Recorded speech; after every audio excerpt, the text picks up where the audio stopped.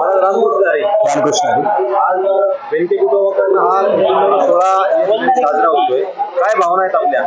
अतिशय स्तुत्य असा उपक्रम आदरणीय स्वर्गीय वल्लभजी बेनके साहेब यांच्या असलेल्या या जयंतीच्या निमित्तानं आज ओतूरमध्ये अतिशय चांगल्या पद्धतीने हा उपक्रम या ठिकाणी साजरा करण्यात आला आणि तालुक्यातून तमाम वारकरी संप्रदायातील कीर्तनकार त्याचबरोबर गावागावातील भजनी मंडळ बहुसंख्येने या ठिकाणी उपस्थित राहिले।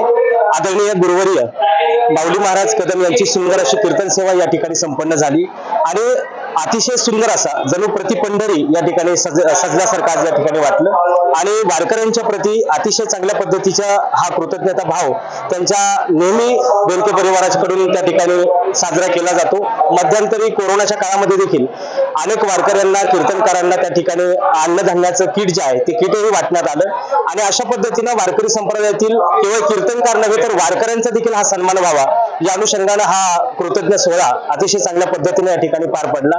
त्याबद्दल आम्ही या ठिकाणी वारकरी संप्रदायाच्या वतीने मी बेनके परिवाराचा आभार व्यक्त करतो। 18 तारखेचं जे महाराजांनी आता कीर्तनामध्ये सांगितलं 18 मेचं अतिशय सुंदर असा कार्यक्रम या ठिकाणी साजरा होणार आहे।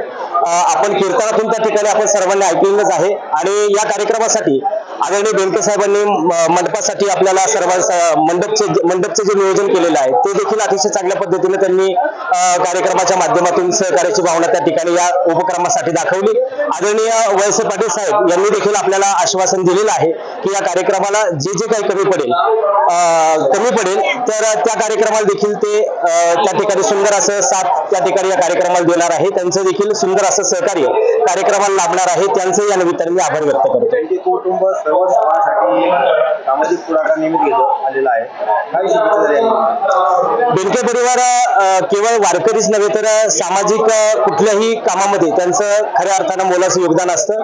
मग शाळा असतील, गरीब विद्यार्थ्यांचं माध्यमातून त्या ठिकाणी गरीब विद्यार्थ्यांना सहकार्याची भावना असेल, अशा पद्धतीने अनेक सामाजिक उपक्रमामध्ये बेनके परिवार हा नेहमीच त्या ठिकाणी अग्रेसर राहिला।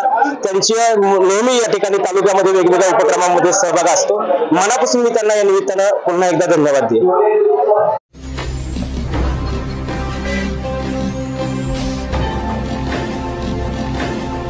ताज्या घडामोडी आणि नवनवीन माहिती मिळवण्यासाठी समाज दर्पण या YouTube चॅनलला सबस्क्राइब करा आणि बेल आयकॉनवर क्लिक करा।